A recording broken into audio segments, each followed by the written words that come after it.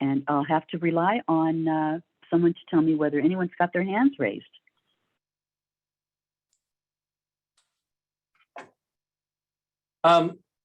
Chair Adams, I would like to request that we move the item number 6, the closed session, to the end of the regular agenda right before adjournment, so that our ex officio members don't have to wait until the end to make their reports. Thank you so much for that. And I think we'll need to have a motion to be able to do that. So if we could please have a motion to move that item from position number 6 to position number 10. Labar motion. So moved. Thank you. I think I have Labar, and that sounds like Lopez is a second. No, Greg Hawthorne from Sand City. Greg. Oh, thanks so much, Greg. Sorry. Okay, so we have a motion and a second. Could we have a roll call vote, please? District 1, Supervisor Alejo. Aye. District 2, Alternate Stratton. Aye. District 3, Supervisor Lopez. Aye. District 4, Supervisor Askew. District 5, Supervisor Adams. Aye. City of Carmel by the Sea. City of Del Rey Oaks. Aye. City of Gonzales. Aye. City of Greenfield. Aye. City of King City. Aye. City of Marina. Aye. City of Monterey.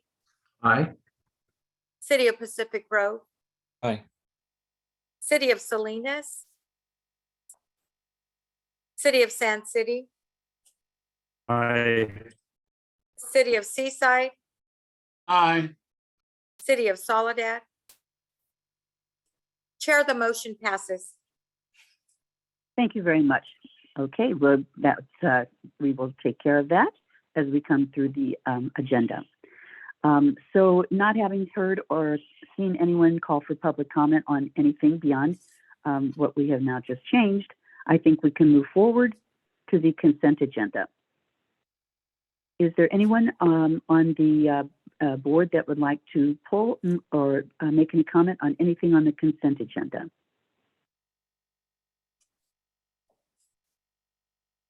Chair, we have one hand raised by Chaps Pedori from Pacific Grove. Yes, could you please go forward with your comment or your call to poll? Yes, I'd like to pull item number 3.1.5, please. 3.1.5. Okay, great. Thank you so much. Are there any other members of the board that wish to pull anything? And is there any member of the public that would wish to pull anything or make comment on the consent agenda?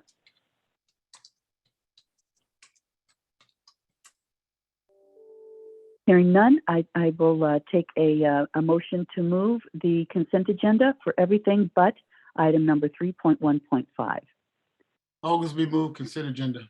Second. Thank you. Thank you very much. We have a motion and a second. Could we have a roll call vote, please? District 1, Supervisor Alejo. Aye. District 2, Alternate Stratton. Aye. District 3, Supervisor Lopez. Aye. District 4, Supervisor Askew.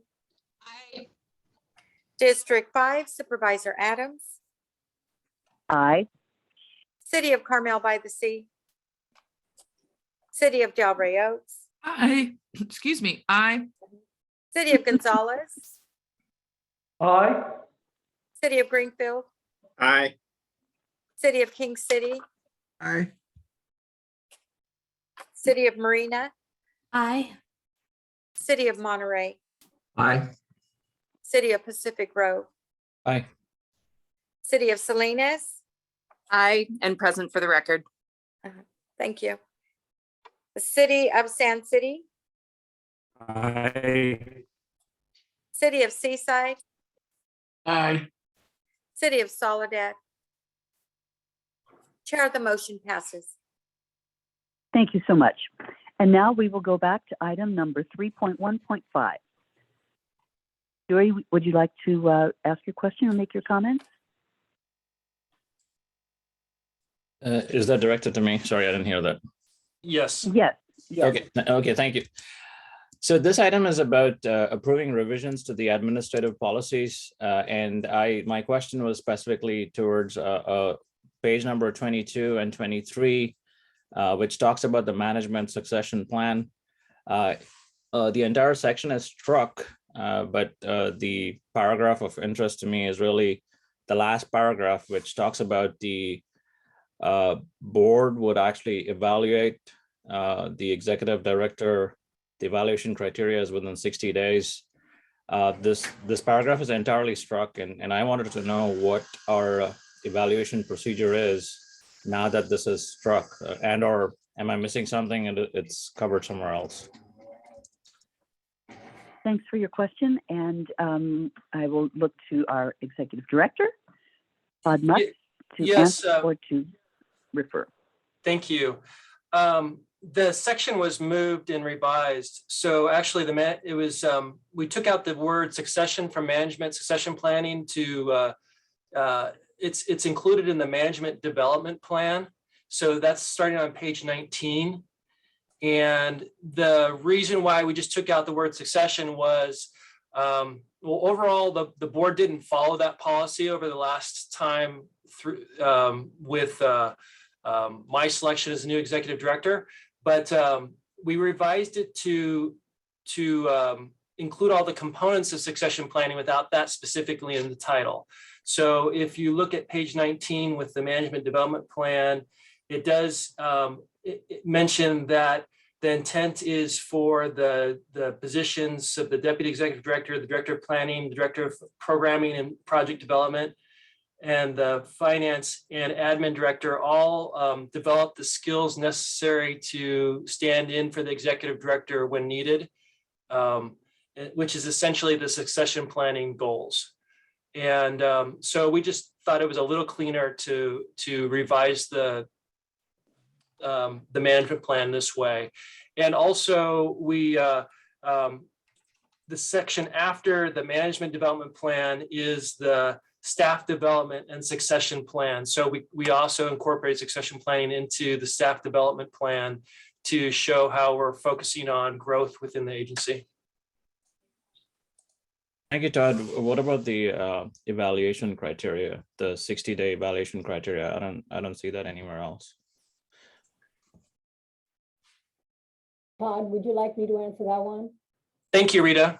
Yeah, so the evaluation of the executive director is in the ED's contract, and it is stated that the board would evaluate the executive director each year, and there's a timetable that's specified in the executive director contract.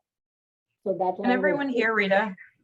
Can I hear you? Rita, we can not hear you very well, but Rita, what Rita said was the evaluation of the executive director is stated within the executive director's contract.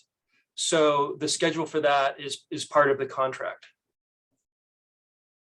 Okay, and from Rita, thank you, Rita. From what I understand, that's in the executive director's contract. It's an annual evaluation then. That is correct. Yes.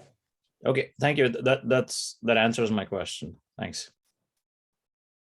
Thank you so much. And unfortunately, I pulled it for a separate vote, so that probably wasn't necessary. But now we're going to have a separate vote to approve item number 3.1.5. So could we have a roll call vote, please? Chair, do we need a motion and a second first? Oh, sorry. Yes, I thought, there we go. Yes. Could I have a motion, please? Thank you. Alejo, second. Thank you. So we I'm have a sorry, who motion was and a second. Who was second? Alejo. Thank you, Alejo. Okay. District 1, Supervisor Alejo. Aye. District 2, Alternate Stratton. Aye. District 3, Supervisor Lopez. Aye. District 4, Supervisor Askew. Aye. District 5, Supervisor Adams. Aye. City of Carmel by the Sea. City of Del Rey Oaks, Aye. City of Gonzales, Aye. City of Greenfield, Aye. City of King City, Aye. City of Marina, Aye. City of Monterey, Aye. City of Pacific Grove, Aye. City of Salinas, Aye. City of San City, Aye. City of Seaside, Aye. City of Soledad. Chair, the motion passes. Thank you. Thank you so much. And now, moving forward, we will go to item number 4, which is to the Unmet Transit Needs Public Hearing. And I think we have Aaron Hernandez, who is going to be leading this. Thank you. I'm just going to open my screen real quick. All right. Is everybody able to see the title slide there? Yeah. Yes, Aaron. Yes, sir. All right. Thank you. Good morning, Chair and members of the board. My name is Aaron Hernandez, Assistant Transportation Planner with the agency. This morning, I'm going to provide you an overview of the Unmet Transit Needs process and then request that we open the public hearing. And just a quick note, if you may have noticed, I have a translation feature on through PowerPoint. So for this presentation, I'll just be testing that out just so we could see how this feature may work in future presentations. So without further ado, the Unmet Transit Needs process is required by the State Transportation Development Act under the Local Transportation Fund, which allocates a 1/4 cent of the general sales tax that is collected statewide and comes back to the county on a population basis to support public transit services. Here in Monterey County, we have Monterey Salinas Transit, MST, which provides public transit services to all the cities in our county. Most of this money goes back to MST for transit services, and a small portion goes to the Transportation Agency for transportation planning, as well as bicycle and pedestrian projects. As a requirement for using these funds, we have 2 public hearings per year to identify any transit needs that are not currently being met. We will have this morning's hearing, and there is another planned hearing to take place virtually at the MST Mobility Advisory Committee meeting on March 30th at 1 p.m. The public comment period for the Unmet Transit Needs process is open until April 30th, and comments can be submitted during the hearings today or at the MST Advisory Committee meeting in writing, via email, by phone, or through our agency's website. Once the public comment period closes, staff will gather a list of all the comments received and determine whether MST can meet these needs through schedule adjustments or if they are a longer-term need that requires additional grant funding. A running list of past years' Unmet Transit needs and their status for each is posted on the Transportation Agency's website. So that concludes my presentation, and I'm happy to answer any questions from board members before the chair opens the public hearing to accept comments from the public. Thank you so much, Aaron. That was okay. And so now we go to the board to see if there are any questions or clarification before we take a motion to open the public hearing. Are there any questions?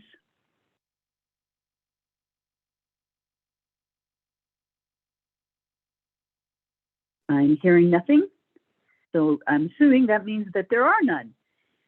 And with that, then I will ask for a motion to open the public hearing on the Unmet Transit Needs process. Is there a motion to open the hearing? Allison Kerr, so moved. Oglesby Thank second. you, Alice. Thank you, Ian. Okay, we have a motion and a second. Could we have a roll call vote, please? Okay. District 1, Supervisor Alejo. Aye. District 2, Alternate Stratton. Aye. District 3, Supervisor Lopez. Aye. District 4, Supervisor Askew. Aye. District 5, Supervisor Adams. Aye. City of Carmel by the Sea, City of Delray Oaks, Aye. City of Gonzales, Aye. City of Greenfield, Aye. City of King City, Aye. City of Marina, Aye. City of Monterey, Aye. City of Pacific Grove, Aye. City of Salinas, Aye. City of Sand City, Aye. City of Seaside, Aye. City of Soledad. Chair, the motion passes. Thank you so much. So with that, we officially have opened the public hearing, and I will first go to the board to see if there are any board comments on the public hearing for unmet transit needs.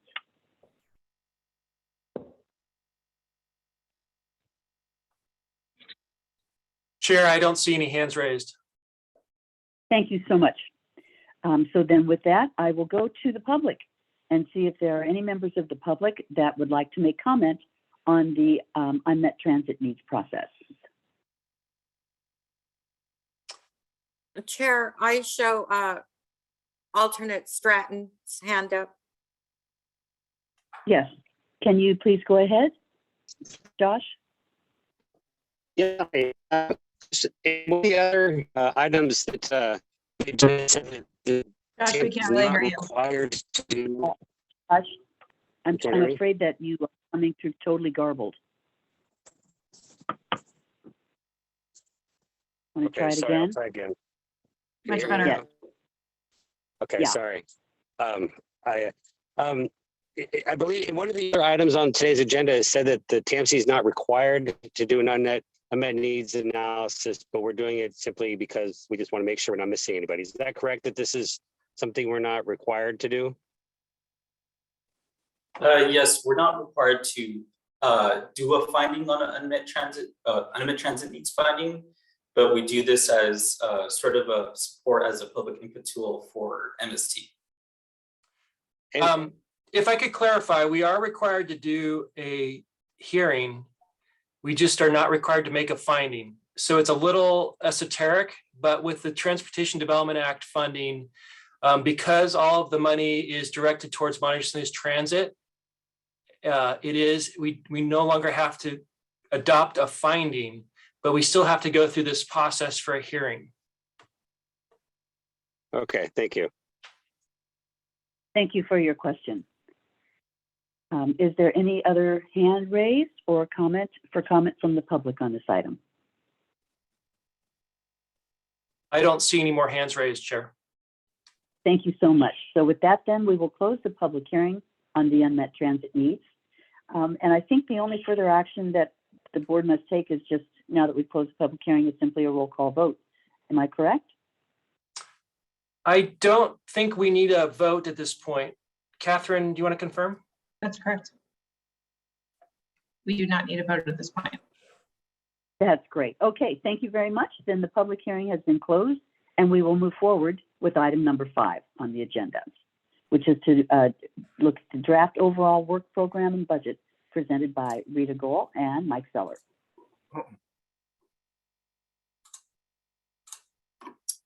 Great, thank you, Chair Adams, and good morning, members of the board. I am Michael Zeller. I'm the Director of Programming and Project Delivery for TAMC.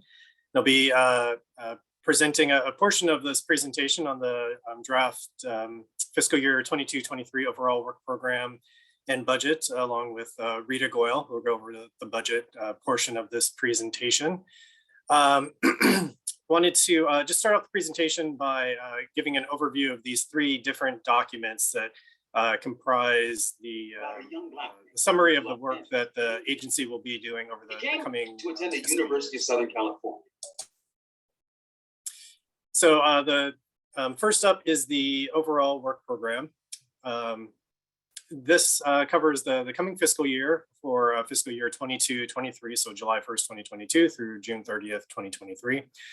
This includes all of the work elements and activities that the agency plans to be working on over this coming fiscal year. It provides a summary that was included in the staff report of all of the activities and the more detailed listing of previous work and planned upcoming work with the deliverables and timelines was included as a web attachment if you'd like to review the full document.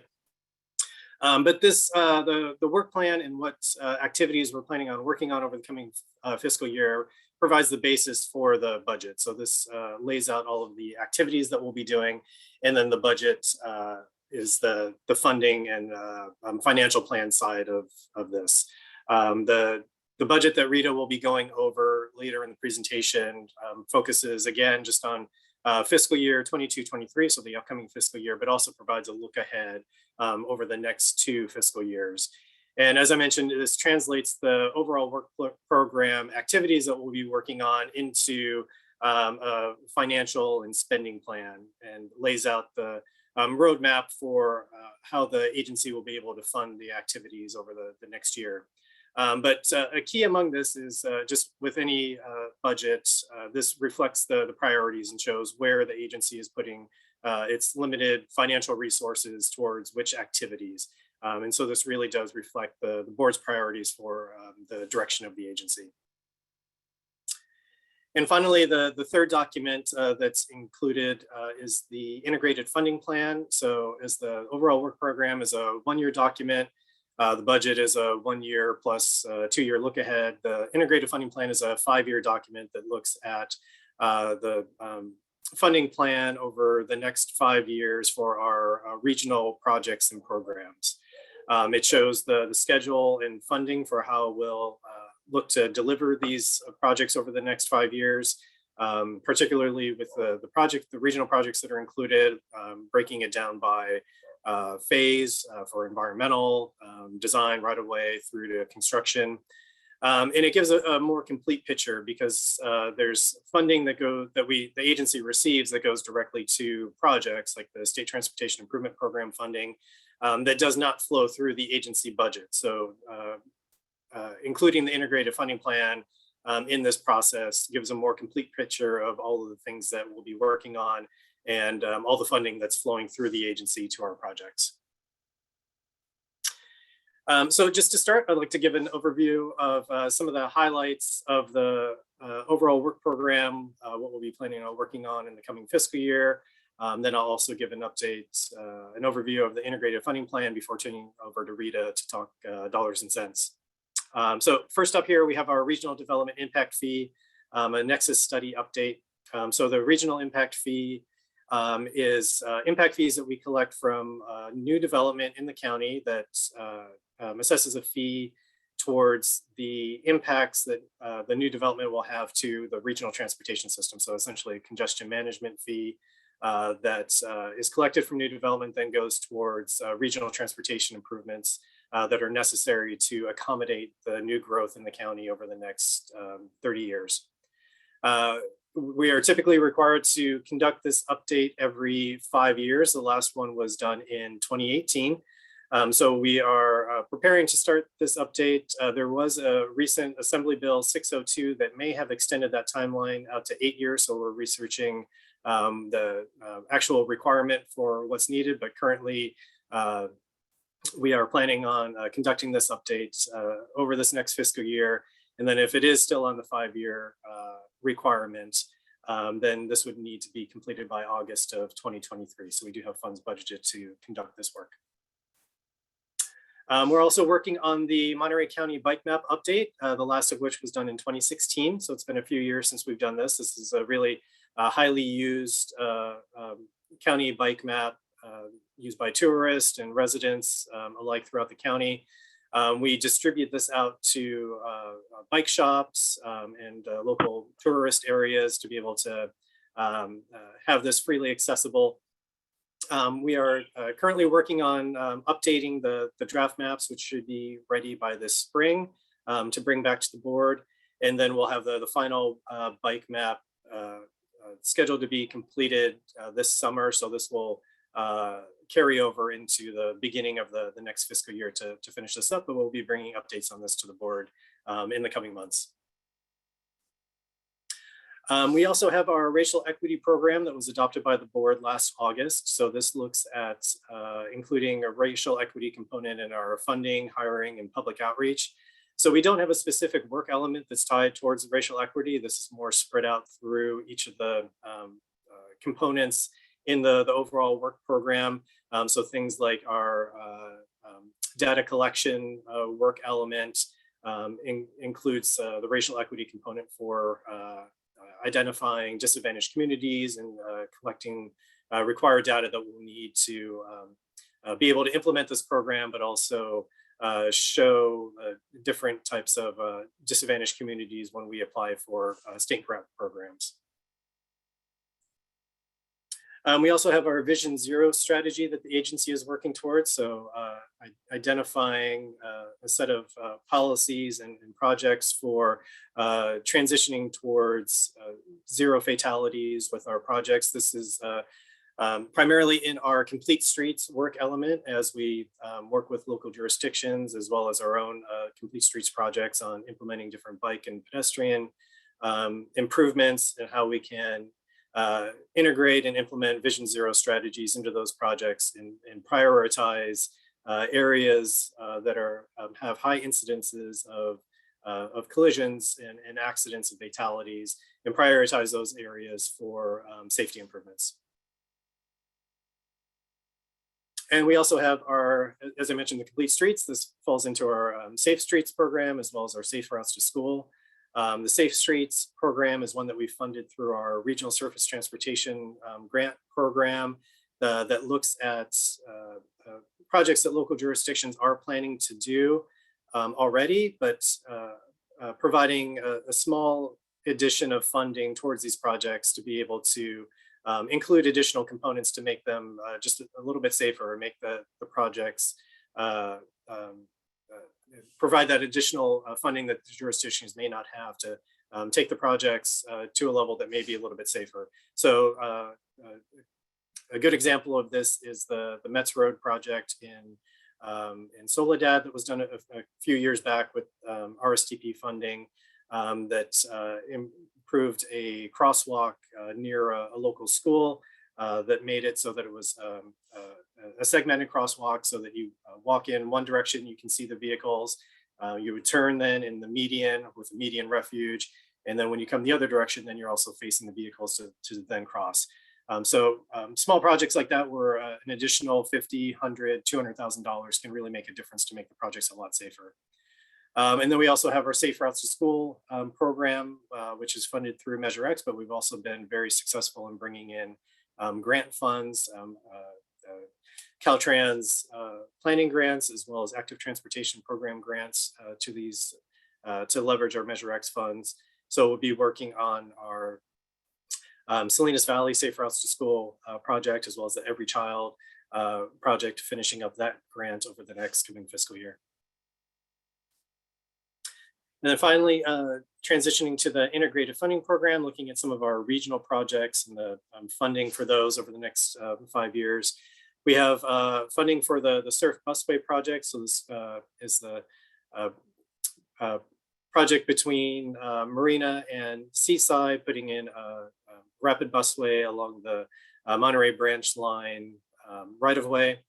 The environmental for this project was recently completed by MST, and they're kicking off now the final design process using Measurex funds. So the agency will be coordinating closely with MST on the final design and seeking grant funding for the construction of this project.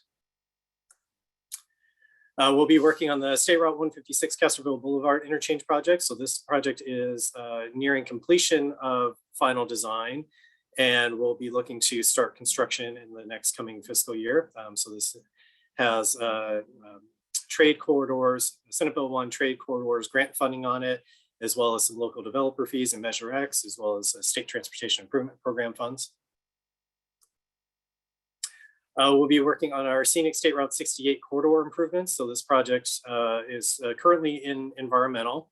We have State Transportation Improvement Program funds programmed, $23.5 million programmed for the final design of this. We were recently notified by the California Transportation Commission that the STIP funds, the $23.5 million of STIP funds that we had programmed for final design in fiscal year 23-24 was being moved out to 25-26 due to essentially a shortfall in STIP funding over the coming years. Excuse me, the current STIP program is front loaded with a lot of projects, so they needed to move the funding for this project out a couple of years to be able to maintain the cash flow for the program. So that will give us some time to finish the environmental, but does push the final design out a couple of years from what we had originally programmed it. But then moving forward, that'll also give us some time to look for future Senate Bill 1 or federal grants for the construction of this project. The project will not be ready for the current Senate Bill 1 cycle 3 grant cycle. So we're targeting the upcoming cycle 4, which would be for fiscal years 25-26 and 26-27. So this will position the project to be ready for construction funding for that cycle 4. And we can also look at, rather than trying to fund the entire corridor of 9 roundabouts in a single grant application, looking at specific spot locations like the Olmsted roundabout near the airport. We could look to prioritize that for a federal raised grant in a future cycle. Then, of course, continuing to work with Caltrans and the airport and our partners in this area to help prioritize and continue developing this important corridor for getting it positioned to be ready for future grant cycles. We're also working on the US 101 south of Salinas project. So the environmental for this will be kicking off soon. We have state transportation improvement program funding dedicated to the environmental on this. And the Fort Ord Regional Trail and Greenway will be continuing to work on this project. We have the first segment along Canyon Del Rey through Del Rey Oaks is working through the final design. And be ready for the construction in next fiscal year. And we were also recently shortlisted for another segment between Imgen Road and the Jerry Smith Trailhead at the Fort Ord National Monument. We're shortlisted for a federal lands access program grant, a $5.5 million grant that we're matching with $4 million of Measurex. So the shortlisting process will be looking at reviewing the scope and the budget of the project to make sure it's consistent with what we submitted in our grant application. And then barring any unforeseen circumstances, we should be able to move forward with the funding on that segment of the project with Federal Highways Administration, which is really great to be able to move forward with that. And then finally, we have our working through our Measurex Senior and Disabled program. So this we do a 3-year grant cycle of funding local agencies that provide senior and disabled transportation. On the consent agenda for today, we also had an item for a call for projects for local access fund. So this is another new work element that's captured in the overall work program, but not in the integrated funding plan. But does similar types of work where we receive funding from transportation network companies. So like Uber and Lyft will pay a small fee to the state that is then remitted back to the TAMC to distribute funds out to local organizations that provide senior and disabled, particularly wheelchair accessible vehicle transportation.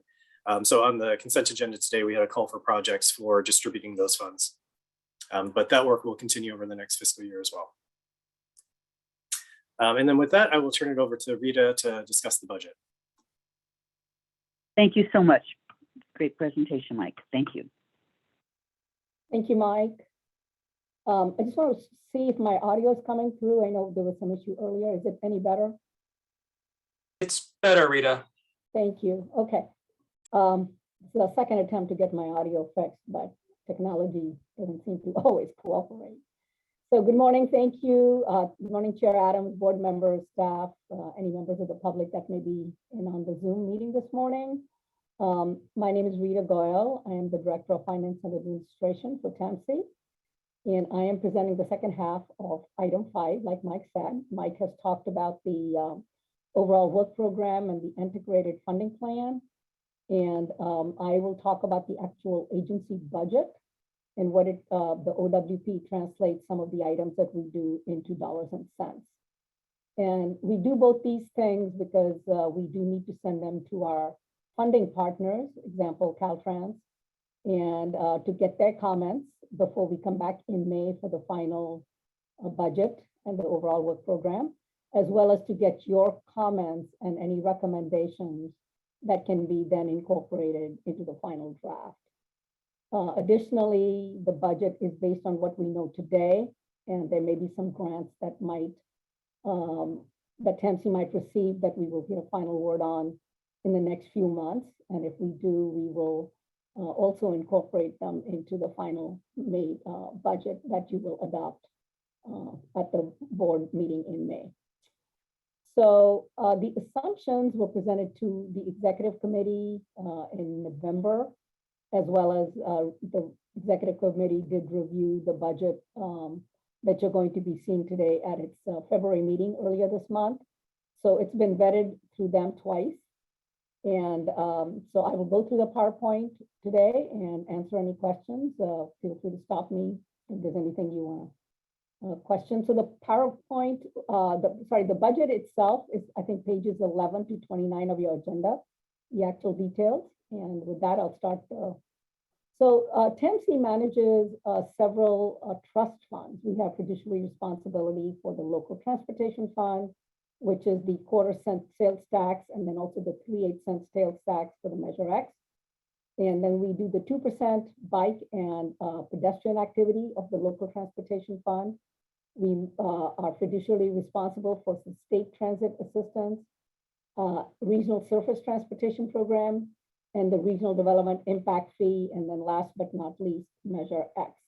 So these are funds that we administer. They don't always all run through our budget, like Mike indicated, but they do, TAMC does distribute the monies depending on state regulations or local adoption of the Measurex, the policies and programs with that. So only money that's run through the TAMC financials is reflected in the TAMC budget that I will be covering today.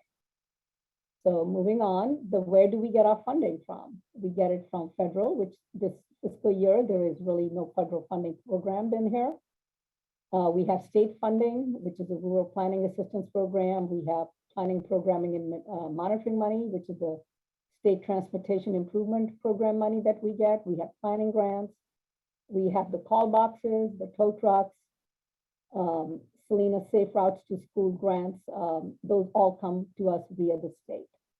And then locally, we have the development impact fees and the Measurex funds. And then periodically, we do tap our reserves, which is for the call boxes or the rail leases, for the rail leases that we have out in Monterey, and then the Salinas commuter rail leases.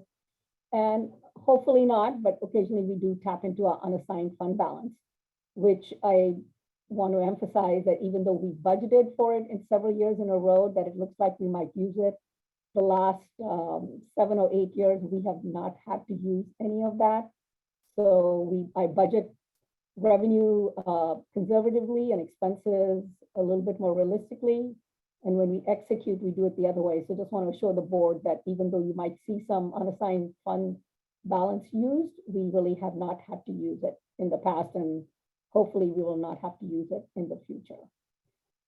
So the other thing is that funds that are granted for a specific purpose, example SAFE, the call boxes, cannot be transferred to be used on anything else other than motorist aid. So we can't shift that money to be used on potholes or road projects. So just want to make that clear that those are designated for specific activities. And as Mike touched, the purpose of a budget is to give us a roadmap, gives us a spending financial plan, covers the board's priorities, translates the overall work program into money. And the focus is really on the first year, which is 22-23, but we do the second and third year to look ahead to make sure that there are no major surprises that might come down the road. And of course, we will revisit 23, 20, 25. Next year, we will focus on 23 and 24. So those will be revisited again next year.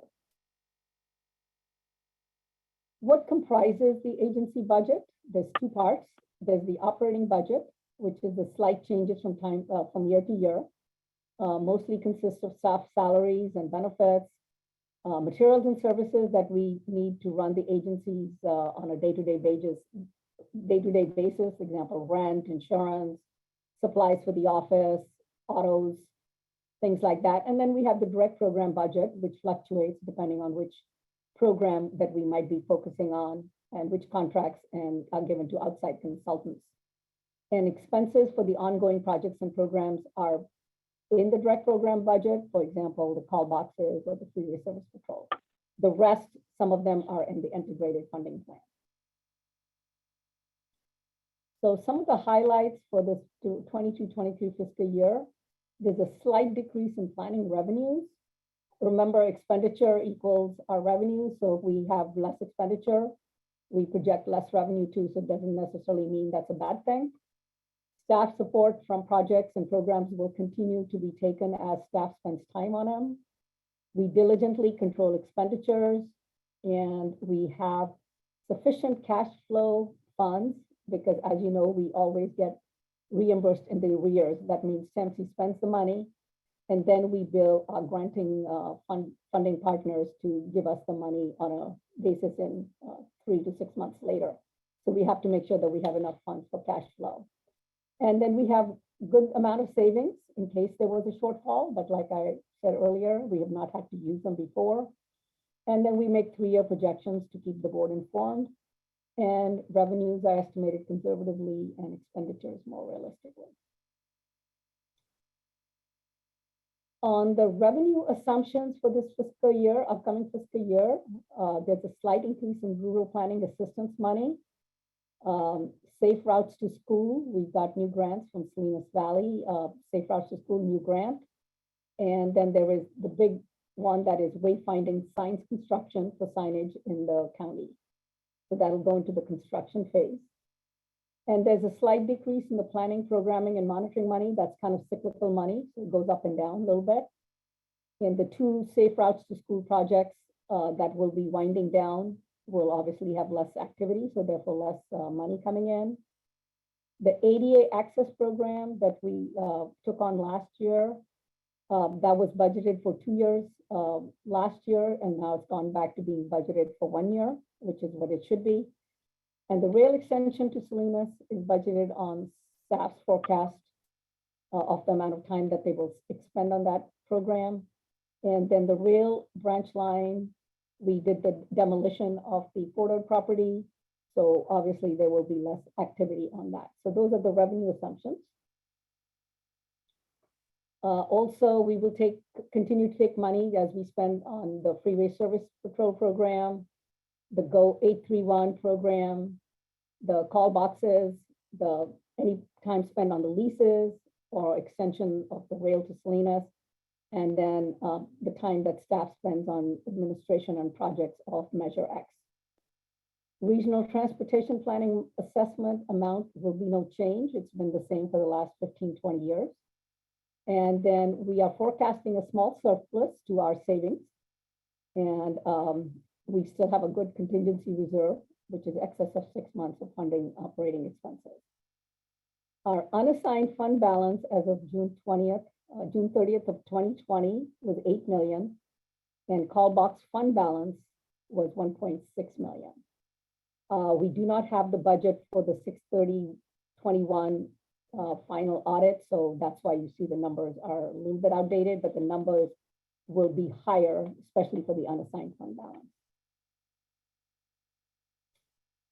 So what are some of the expenditure assumptions? There is a 4% cost of living allowance budgeted. We plan to continue step and promotions of staff as they are earned by the staff. We have Measurex administration costs. project related to project and program management of Measurex, any ongoing public outreach activity like the annual report, the rail extension to Salinas, safe routes, and we do maintain a fund balance of a minimum of 6 months of operating costs so that we can cash flow the money for the money that we have to spend upfront and get the reimbursements at a later time. This is the big picture. So you can see in 22-23 for operating, we're planning on 3.6 million, which is a decline of about 4.6 from last year. For direct programs, there is an increase of 54%, and I will go over the details of why those change in the next few slides. So overall, there's a 16% increase in the total revenue for the agency budget. Operating revenue from the federal money, we have nothing. We have federal, and on the state, we have a little bit less than last year. The local funding is up slightly by 1.7%. Programs and projects slightly down, and total reserve usage. Last year, we planned on using 64,000 from the reserve. This year, I'm forecasting actually to add 4,400. So the total change from last year to the budget is about $180,000 or less 5%. Operating expenses, as I mentioned, the cost of living, the 4% adds 76,000. Step plus merit increases add 29,000. We had a reorganization cost last year where we promoted some of our principal planners to management positions, but then we hired entry-level planners. So the overall reorganization cost is minus 80,000 or 79,000. And we had budgeted for 2 annuitants in the last budget, which have been removed from this budget. So we are down about 121,000 for the annuitant cost. So net salaries actually are decreasing by almost 95,000. Fringe benefits, including the reorganization, add about $4,200. And the retirement unfunded liability increases by 18,000. And so the change to the net benefits is about 22,000 increase. Materials and services, we do not need to do a actuarial for other post-employment benefits this year. It's done every 2 years. So the cost is reduced by 5,000. Our rent will go up by about 3,500. We are leasing computer equipment, and the cost to maintain that is about an additional 8,000. However, we supplied staff with their own laptops and other equipment to be able to telework. And we did that last year, so we don't need that money again this year. So that's the major $65,000 that has come out. Meeting services down by 5,000, as is printing and postage. Insurance is up by 5,000. Recruitment with the executive director position filled reduces 30,000. So the overall decrease in materials and services is about $102,846. And there is no capital outlay change. We are not planning to buy any new cars or anything that would be money that would come out of the capital outlay fund. So no change there. So looking at the 3-year budgeting forecast for the operating, which is the main concern. As you can see, last year we were at 3.8. This year we're at 3.6, a reduction of 4.6%. And the forecast for the next 2 years is to be slightly higher at 1.4 and 1.5 in the 3rd year. Direct program revenues. Federal money, again, we're not getting any federal grants, or at least not budgeting for those. State grants are up by about 88%. Local funds are up by 91,000. And the RSTP is up by 108. Those are primarily related to the wayfinding construction signs. And staff support is down. And call box reserves are 6,600. Overall, you can see the big change in the Monterey branch line and right away is down by 67,000 because of the demolition. We don't need to be spending more money on those programs. So that's the picture on the direct program revenue. Expenses. Mike talked about the regional development impact fee. We budgeted last year as a one-time cost, but it's now spread over 2 years. Leadership training, that was pass-through money that Caltrans gave us and is not needed anymore. They've redirected that money to somebody else. That was just pass-through money, so it does not really impact our budget in any way. Rail leases to Salinas is down by about 10,000, or sorry, down by 7,000 to 10,000. And everything else kind of remains pretty similar to where it was before. Rail to Salinas is down by about 100 by, it's all gone into the integrated funding plan. We had some RSTP money budgeted last year for the rail to Salinas, which has been expended. The RTP EIR, we had a $30,000 contribution to MBAG, which we do not need to do this year, so that's been removed. Triennial audit is a every 3-year audit that we need to do, and so we are going to have to do that in 22-23. The costs have been budgeted for that, and everything else looks like it's going to stay the same. Safe routes to school, every child, and they're the 3 programs, the safe routes to school. So some are increased, some are decreased, depending on whether they're winding down or whether they are new programs.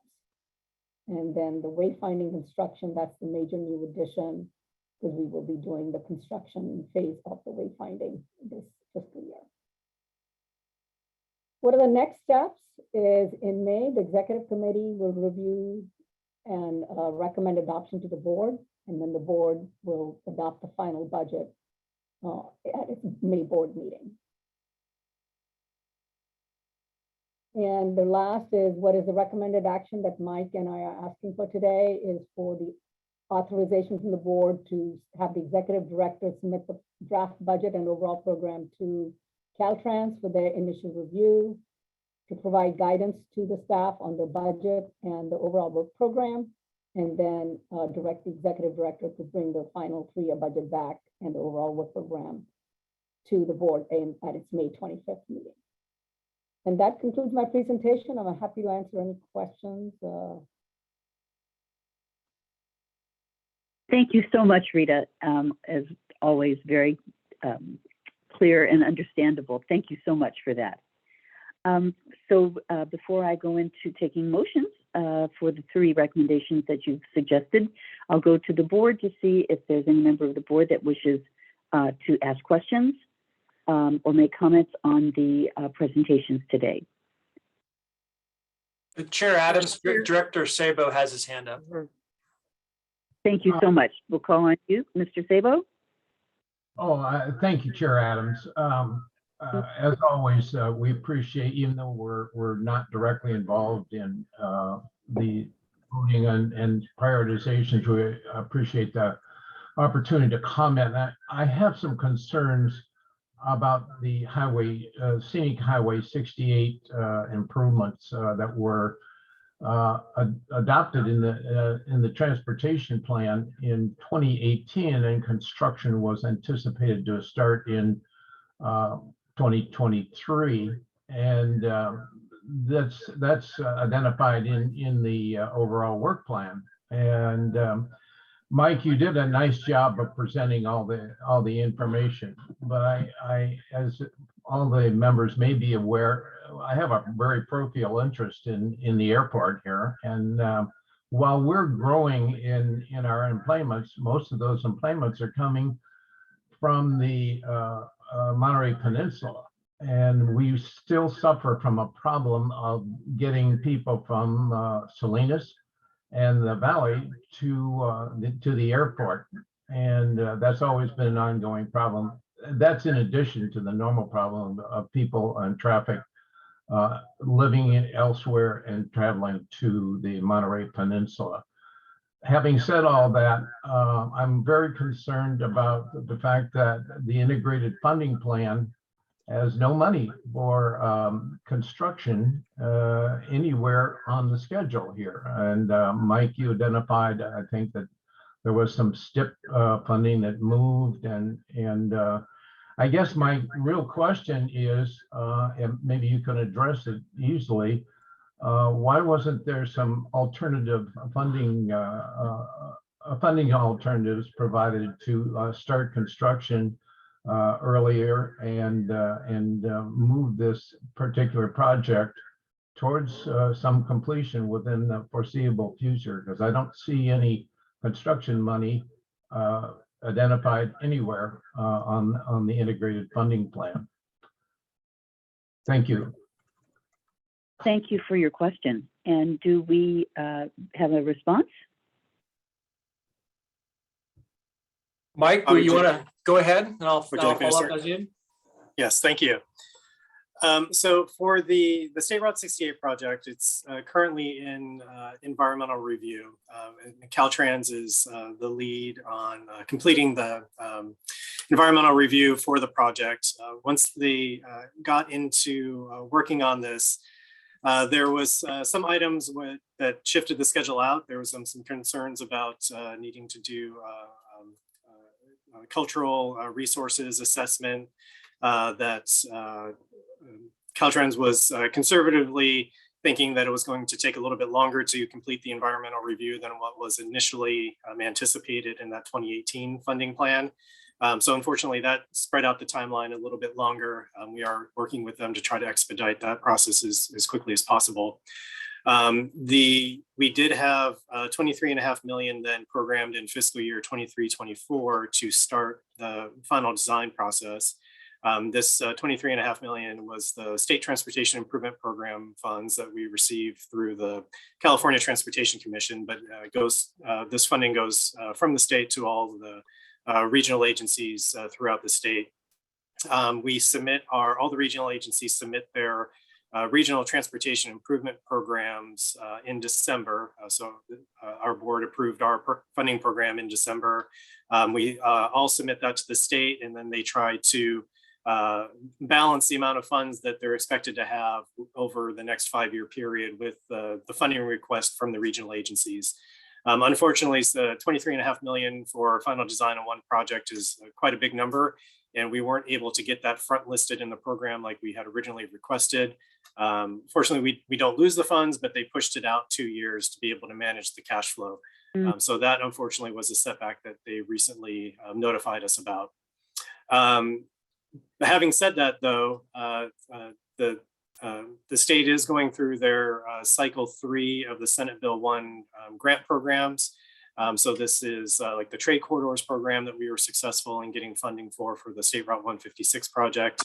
The State Route 68 corridor with the series of 9 roundabouts in the corridor is likely a good candidate for the Congested Corridors grant program. Unfortunately, the project just isn't going to be ready for this upcoming cycle 3. So we're trying to position it for the cycle 4 program, which will likely be in fiscal years 25-26 and 26-27. So we do have $50 million still from Measurex that's dedicated specifically to this project that we can use as leverage for future grant opportunities.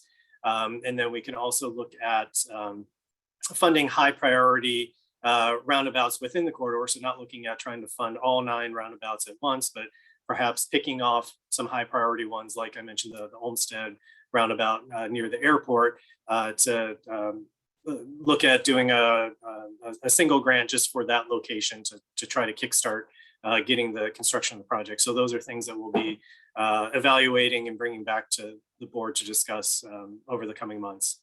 And then I'll turn it over to Todd to fill in any gaps. Mike did a good job there, but I just wanted to add, the board approved contract with Tony Harris and last month, and I'm very excited to have Tony on board, and his role as an expert at finding creative ways to expedite projects. And his primary project that he's working on is 68 corridor, and then the 101 South of Salinas project. So we are prisoners of the Caltrans schedule in a way. but we also want to make sure that we look at every creative opportunity to expedite that. And that's one of the reasons we brought Tony on board. So we'll have more in the future as that progresses. Okay, thank you, Todd, and thank you, Michael. I can't emphasize enough how important this expediting the traffic flow on Scenic Highway 68 is to the airport and to the peninsula for that matter. And so since we don't have a direct hand in helping on the programming, please keep it on as a priority if possible. Thank you very much. Thank you very much. I agree with you. Thank you. Are there any other board members who have their hands raised for questions or comments? Yes, Board Member Kerr has her hand up. Yes. Thank Mayor you. Kerr. Thank you. Firstly, I just want to say nice job to everyone for communicating and navigating a lot of complex financial ins and outs and projects, you know, as we're seeing things are shifting. I have one comment and one question. So the comment is about the 4-tag path. I'm sure those of you may be aware of the kind of wrinkle in the plans in Delray Oaks. We are positive that we will continue, and we're many of us are looking forward to the path and the benefits that it brings not only to our city, but the connectivity to the region. If any of you have any questions about what is going on within the city, you are always welcome to reach out to me. I also want to applaud the TAMC staff for all of the work and all of the communications that they are doing to continue to educate our residents about the benefits of this plan. So I want to thank you from the bottom of my heart for that. I mean, this is a fantastic project and I am fully on board. I also wanted to ask, there was particular note of no federal funds for anything. And I'm just curious, with all of the efforts and all of the money coming down from federal for infrastructure, why we aren't anticipating any of that over the next couple of years. Thank you. Thank you. Rita, I'll go ahead and answer that question. When we budget funds, we generally do not budget any grants or funds until they're received. So we will hope to have federal funds listed in the next couple of years, but right now there aren't. And an example of that is the FLAP grant, in a way that we are shortlisted for the next segment of 4-tag, but we haven't been awarded it yet.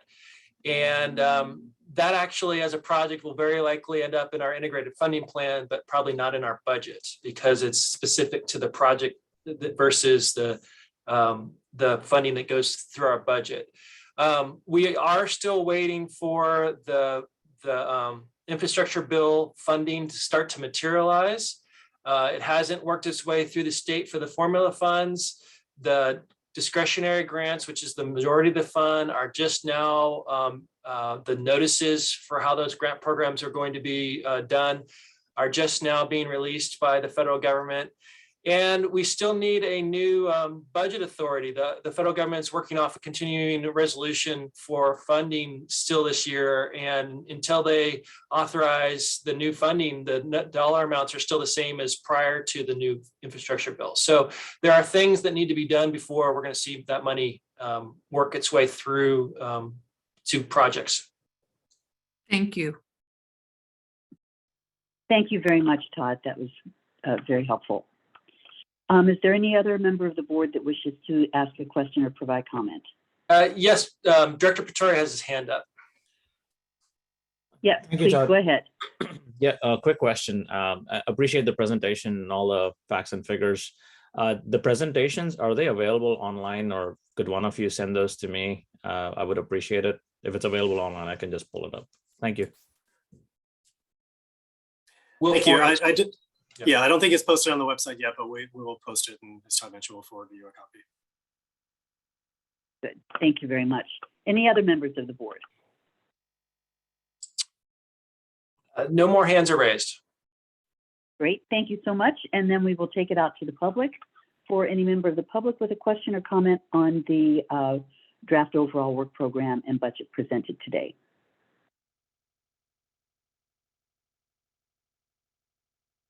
Chair, I don't see any hands raised.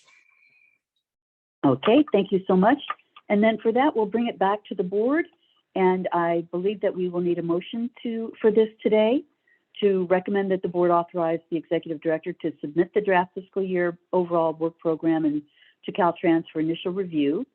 And that we would recommend that the board provide direction and guidance to the staff on the 3-year budget. So we've done that and the work program, and recommend that the board direct the executive director to bring the final 3-year budget, 1-year overall work program, and the integrated funding plan back to the board on May 25th, 2022 for approval.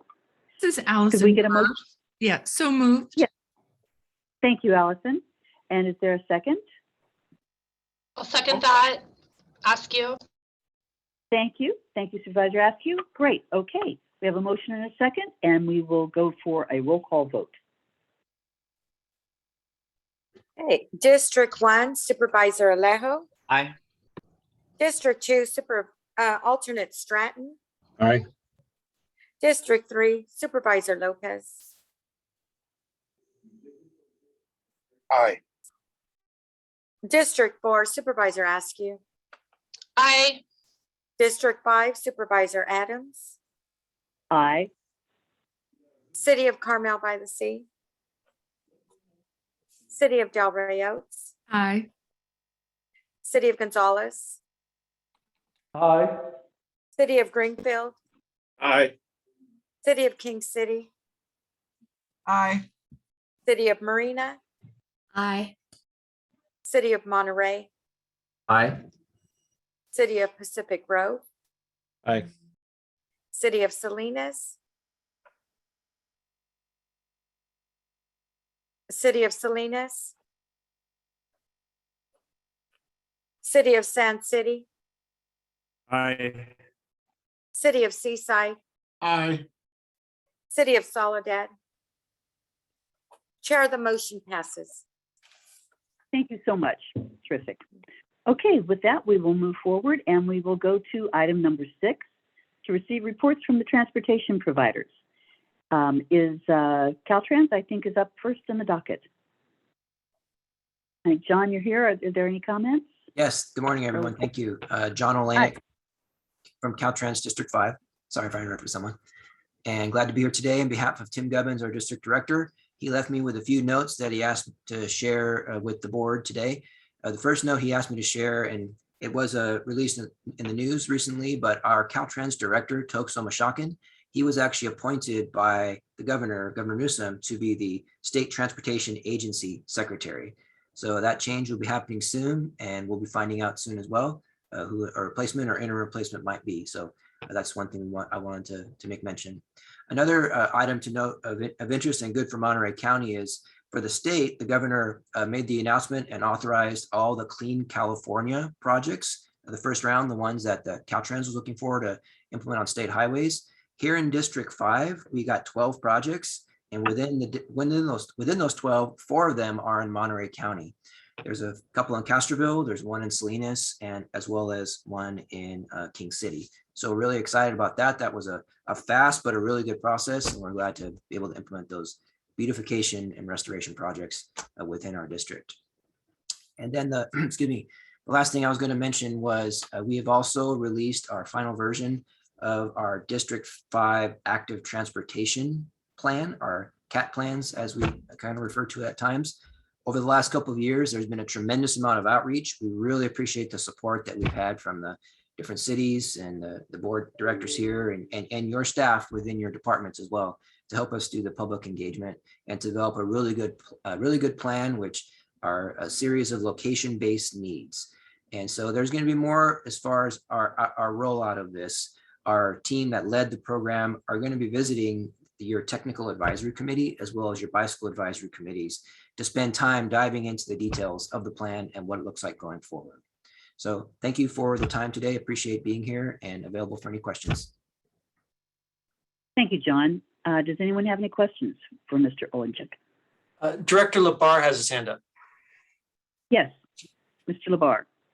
Thank you, Chair. And I just wanted to express our appreciation for being picked for our beautification project. We really appreciate it and are grateful that those dollars are being put into different areas, right? So underserved communities, smaller rural communities, these are big improvements for us. So thank you, John. Welcome. Thank you. Thank you, Mr. Mayor. Anyone else? Okay, seeing or hearing none, then we'll move forward with the Monterey Peninsula Airport. Mr. Zabel, you're up again. I am up, and thank you, Chair Adams. As always, we appreciate the opportunity to do some shameless. The good news here is that Mr. Zabel, we're not hearing you. Not hearing me. Now we are. Oh, you are? Okay. Yes. Test 1, 2, 3. Is that okay? All right. Yes, it is. I think it's shameless breath that sort of gets garbled, but. Okay, anyhow, the good news is we're keeping our airlines, and not all the small communities around the country are keeping their air service due to the pilot shortage and a variety of other factors.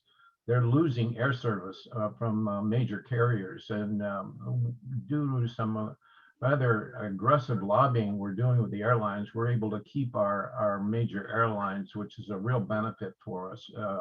It not only helps get into the system, but it also provides some nonstop service that we haven't had in the past. So the good news is we're keeping that service. Our passengers employments are up near the pre-pandemic levels, although we are seeing some cancellations of flights, individual flights, due to shortage of pilots. And these are controllable, and the airlines are working to hire more staff to provide these services. And coming into Monterey, we do see some cancellations, but that's short term. We have some recurring we're now becoming sponsors of the new soccer team here in Monterey County, and we're very proud of that. And we're negotiating with the airlines to try to get them travel on the airlines out of Monterey County as they travel around on their schedule. We are in competition right now for a total of $5 billion from federal infrastructure funding specifically for terminals. That's $1 billion a year over the next 5 years.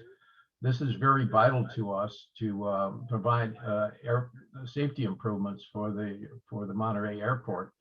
And we think we're going to be very successful with that. And if we are, that will mean some rather substantial improvements to the terminal that haven't been made since 1950. So we stand in good stead with the FAA to get those discretionary funds. And I encourage everybody to stop by the airport, take a meal at Woody's, which is turning out to be one of the best restaurants we've ever had at the airport. And while you're there, take a look at our agricultural exhibit that we have featuring agriculture in Monterey County. It's excellent. And by the way, we still are offering free virus testing at the airport, and that is an everyday event, and it's been very popular. So thank you very much, Chair Adams. Thank you so much, Bill. Always good to get a good update from the airport. Now we have Monterey Salinas Transit. Good morning, everyone. Thank you. Just briefly, on Monday of last week, the MST board adopted the comprehensive operational analysis report, which will be a restructuring of MST routes, focusing our resources, our local resources where demand is the greatest and where the opportunity for transit ridership is the highest. Communities in Salinas and Salinas Valley will see some increased level of services. Some areas like Big Sur and other low population density areas with historically low ridership may see reduced or services eliminated altogether. Again, this is for locally funded services. We still have the opportunity to find other funding and partnerships to restore services to these areas. Also, the MST board at its last meeting adopted or elected to continue its relationship with MV Transit. MV Transit is a private transportation contractor that MST uses to provide our MST rides, paratransit service, as well as MST on-call services, general public dial-a ride services. So that's what's news from MST. Thank you. Thank you so much, Carl. Now we have the Monterey Bay Area Resources District. Thank you. Good morning, Chair, board members. Just a few items. In order to encourage greater participation by low-income communities and low-income qualified applicants, the MBARD Board of Directors recently authorized changes to our electric vehicle incentive program to allow greater flexibility for applicants to qualify as low income. We hope to increase electric vehicle and bicycle incentives to low-income individuals, and we're currently working with Central Coast Energy Services to implement these changes. So that will be coming out shortly on our website. Just also, I may have mentioned this last time, but our Soledad DC fast charging station is nearing completion. I understand that the charging pedestals have been installed, as well as the electric connectivity or trenching. And we're hoping that the station will be fully operational and servicing electric vehicle charging in the next 30 days or so. And then lastly, many have probably heard this news already, but the Biden administration is very close to reversing the previous administration's ruling by restoring California's waiver to Section 177 requirements of the Federal Clean Air Act. This will allow California to set stricter tailpipe emissions and move California back in the position as the gold standard for vehicle manufacturers and parts manufacturers for emissions reducing technologies, including zero emission electric vehicles. That concludes my report. I'd be happy to answer any questions. Thanks. Thank you, Richard. Now, is there anyone who has questions of any of the previous presenters? Okay, any member of the public? Excellent, then we'll move on to item number 7, which is something we all need to do, a report on any meetings attended by board members at transportation agency expense, which is required by state law. Is there anyone who wants to disclose anything?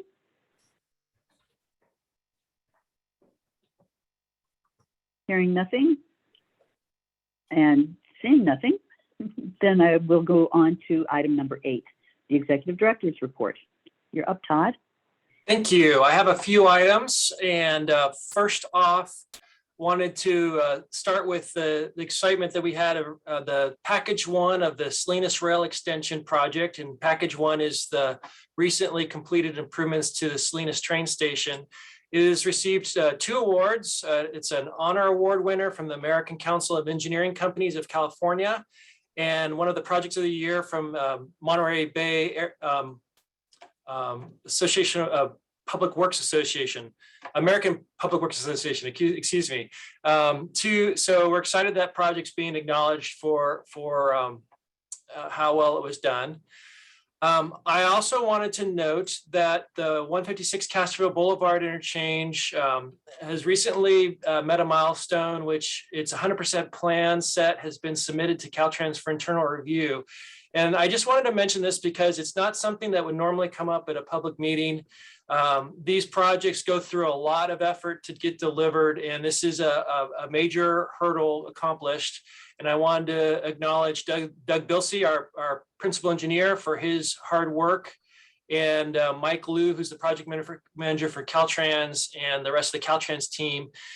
This is just one more step towards getting the project ready for construction, but it's a big step in that it allows other steps to move forward. So just a shout out at a time when people don't normally hear about progress on projects, the great work that's being done by the team. Thank you. That's great news. Thank you. And then finally, we have the Move It Challenge coming up, which is all about getting people outside and connected with community this spring. And if you sign up, tracking walking, biking, smart commute trips from April 18th to May 31st, you can win some great prizes. And you can sign up as an individual, a team, or a work site or a school site. And what we're asking people to do is to walk or bike to school or work, join a Blue Zone walking MOA, go on a weekend hike with your family or friends, or ride the bus to work or to school or to carpool. So the Move It Challenge information packets will be sent out or emailed to the board members at the end of this week, and it will give more information on how to register and participate. And we just ask that you spread the word. And with that, that concludes my report. Thank you. It was a very nice report. Is there any member of the board that wishes to make comment? No hands raised. Good. Okay, great. We'll move on to number 9 then. If there are any announcements or comments from TAMC board members on matters that they wish to put on future TAMC agendas.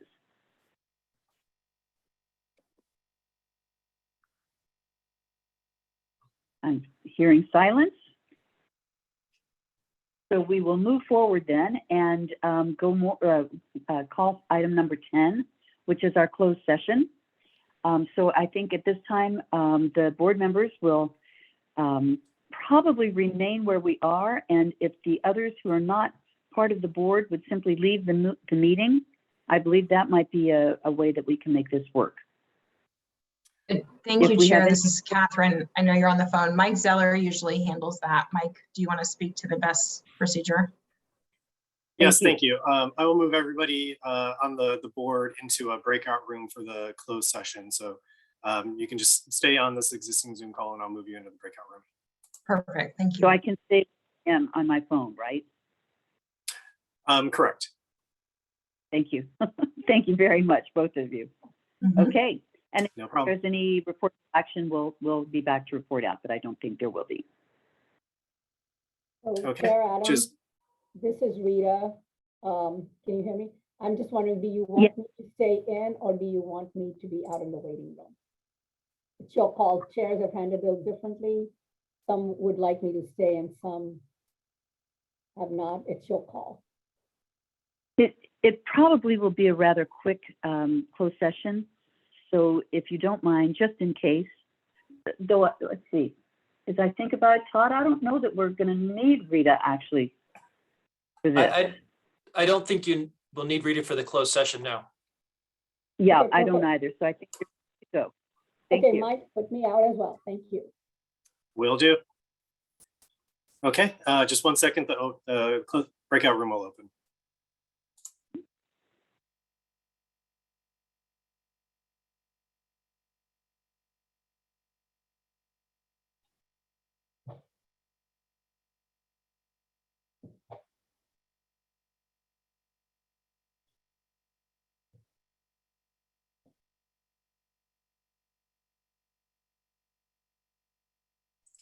Wendy, I think you need to accept going into closed session. You're muted.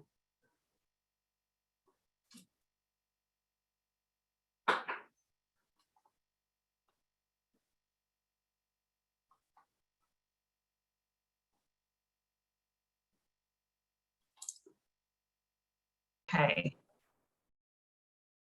It looks like the majority of us have returned. I think so. Yes. Okay.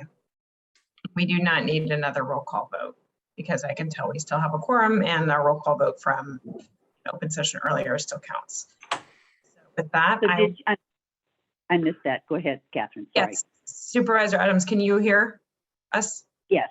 Okay, great. I was just saying that I can see that if not all of us, the majority of us have returned to open session. We do not need another roll call vote because we do still have a quorum and the roll call vote from open session still is in play. So with that, if it's okay with you, Supervisor Adams, I will go ahead and report out on closed session. Yes, thank you very much. Please do. We have now ended closed session and we have reconvened in open session pursuant to California Government Code Section 54957B1. The TAMC Board of Directors met in closed session regarding public employee performance and no reportable action was taken. Thank you, County Council. I appreciate that very much. With that, I will formally adjourn the meeting of February 23rd, 2022. Our next Transportation Agency for Monterey County meeting will be on Wednesday, March 23rd, 2022. Thank you all for your input, and I wish you have a great rest of the week. Thanks so much, everybody. Bye-bye. Thank you. Thank you. Bye. Everybody. Bye.